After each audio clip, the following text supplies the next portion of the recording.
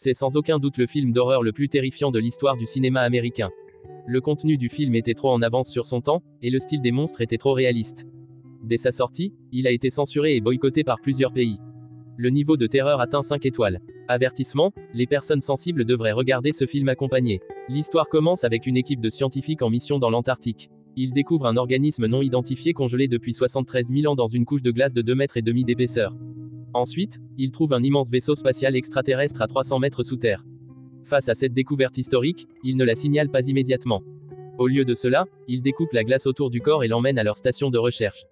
C'est ainsi qu'un virus terrifiant commence à se propager. Après avoir placé le corps dans une salle de stockage, ils se mettent immédiatement à l'étudier.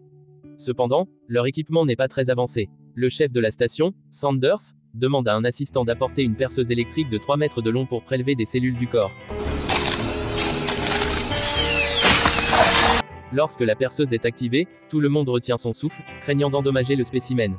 Soudain, la perceuse s'enfonce brusquement, effrayant tout le monde, mais heureusement, le cercueil de glace ne se fissure pas. Alors que la perceuse remonte lentement, un morceau de tissu frais est prélevé. Le scientifique Johnson le saisit avec des pinces et le place délicatement dans une boîte de culture, prêt à l'examiner plus tard en laboratoire.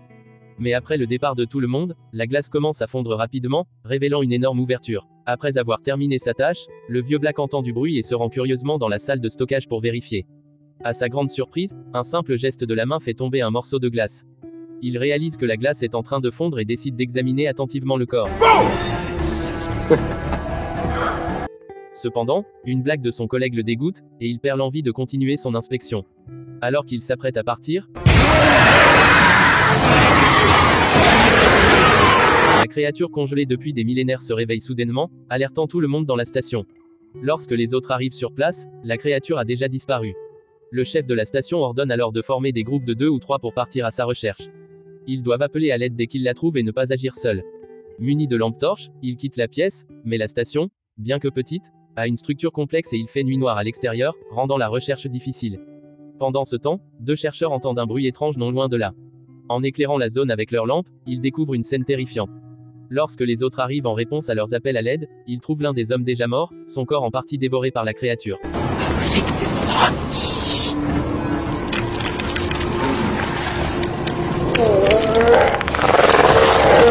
En voyant cela, ils ouvrent immédiatement le feu, mais cela ne fait qu'enrager davantage la créature.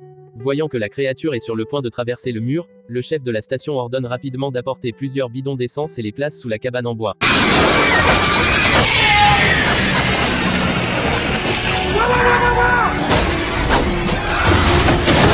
Une fusée éclairante atteint précisément sa cible, déclenchant un immense incendie.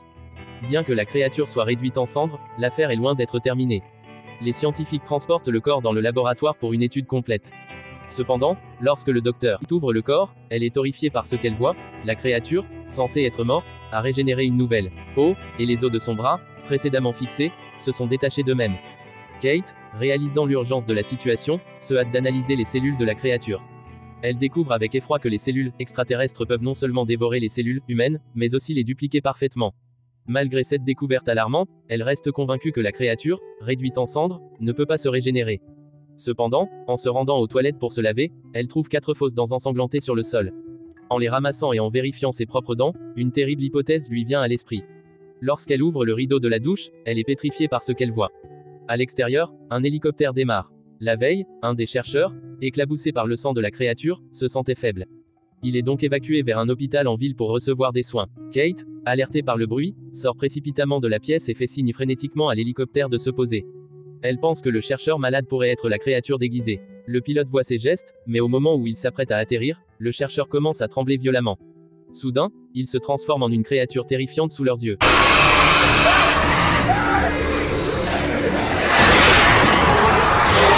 L'hélicoptère, désormais hors de contrôle, s'écrase derrière une falaise. Lorsque Kate, inquiète, retourne dans la salle de bain, elle découvre que les traces de sang ont mystérieusement disparu.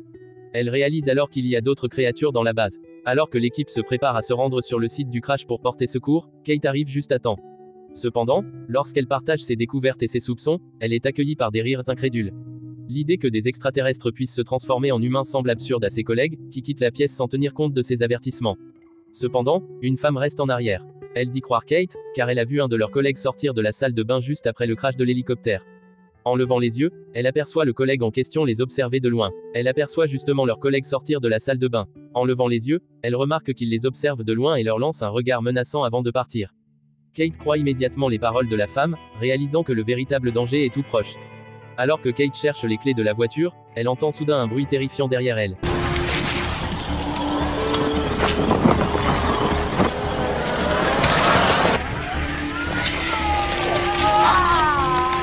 C'est la créature la plus effrayante qu'elle ait jamais vue.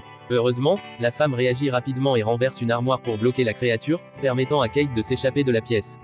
Avec l'aide d'un autre collègue, elle parvient finalement à semer la créature. Les autres arrivent en renfort, et un des collègues, armé d'un lance-flamme, se tient près devant la porte. Dès que Kate ouvre la porte, il tire, enflammant la créature. Malgré les flammes, la créature se précipite dans la cuisine pour tenter d'éteindre le feu avec de l'eau. Le collègue continue de tirer jusqu'à ce que la créature cesse de bouger. Ensuite, il transporte tous les corps à l'extérieur et les brûle jusqu'à ce qu'il n'en reste que des cendres. Les autres finissent par croire les avertissements précédents de Kate. Pour vérifier si d'autres créatures se cachent parmi eux, ils décident de se soumettre à un test sanguin. Le chef de la station décide de comparer le sang de chaque personne avec celui de la créature. Ceux dont le sang réagit sont des créatures.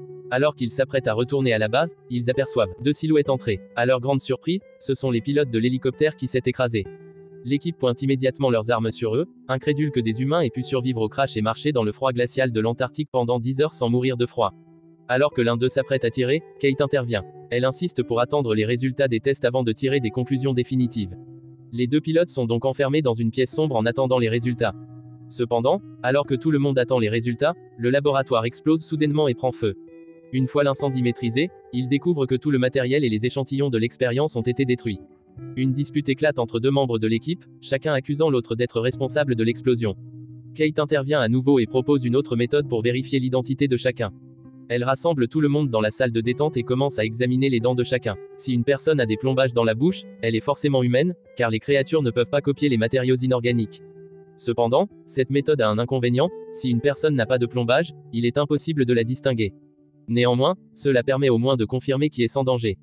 Après avoir examiné tout le monde, il s'avère que seules 4 personnes, y compris Kate, sont définitivement humaines. Les 4 autres sont suspectes. Pour éliminer tout doute, Kate demande à un collègue de prendre un lance-flamme et d'aller chercher les pilotes dans la pièce sombre pour les examiner. Cependant, lorsqu'il ouvre la porte après avoir traversé l'épaisse neige, il découvre que les pilotes se sont échappés en creusant un trou. Il se lance immédiatement à leur poursuite. En entendant du bruit non loin de là, l'un d'eux va voir malgré les avertissements de son collègue et se retrouve pris dans une embuscade, son sort incertain. L'autre, ne voulant pas y aller seul, retourne prévenir les autres. Les 4 suspects profitent de la situation pour semer la discorde, et le chaos s'installe dans la pièce. Alors que la tension monte, un bruit se fait entendre dans l'arrière-salle. Ils y découvrent les 2 pilotes, échappés, armés du lance-flamme volé. La méfiance est à son comble, et personne ne fait confiance à personne. Dans ce moment de tension extrême, le vice-chef de la station incite à tirer pour éliminer les autres. Malgré les appels au calme de Kate, un homme ouvre le feu, tuant sur le coup celui qui s'apprêtait à utiliser le lance-flamme. Malheureusement, cela endommage également l'équipement sur son dos. Le liquide s'écoule rapidement vers les flammes, provoquant une explosion violente. Le vice-chef de la station, n'ayant pas pu s'écarter à temps, est gravement blessé. Kate, armée du seul lance-flamme restant, prend le contrôle de la situation. Elle demande à un collègue de soutenir le vice-chef et ordonne à tout le monde de se rendre dans la salle de détente. Cependant, alors qu'ils aident le vice-chef, son bras se détache soudainement et se transforme en une créature qui s'attache à la bouche de l'homme. En quelques secondes, un tentacule de 10 mètres jaillit du corps de la créature et transperce l'abdomen de l'homme. Les autres tentent de se protéger avec une table, mais en vain. Un autre homme ouvre le feu sur la créature, mais il est rapidement tué. La créature mute à nouveau, développant de nombreuses pattes et se collant à l'homme. Heureusement, le lance-flamme fonctionne à nouveau, forçant la créature à fuir. Kate incinère les corps de ses camarades tombés. Pendant ce temps, le chef de la station, caché dans la salle de communication, pense être en sécurité. Mais il aperçoit soudain l'ombre de la créature. Alors que Kate et un autre cherchent la créature, ils entendent les cris du chef. En se précipitant vers la salle de communication, une main tranchée les attaque. Kate réagit rapidement et la coupe en 2, puis la brûle avec le lance-flamme. Lorsqu'il arrive dans la salle de communication, le chef a disparu, ne laissant qu'une traînée de sang sur le mur. À ce moment, Kate trébuche sur une boîte. La boîte émet un bruit énorme.